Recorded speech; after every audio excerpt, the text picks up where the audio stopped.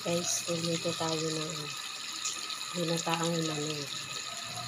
Merong papaya. Ayan na.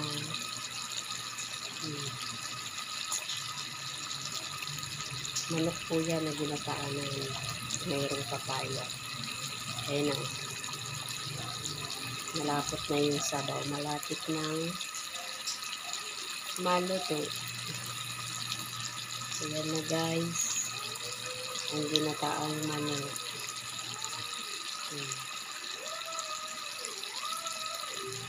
Yan po ang ulam natin ngayon.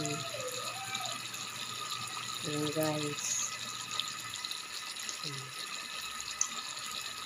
Ginataang manok. Ang sarap naman. Namiss ko yung lutong probinsya. Ganyan. Ayan guys.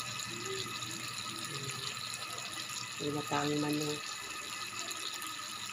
na may papaya at saka siling green. Thank you for watching. Bye-bye.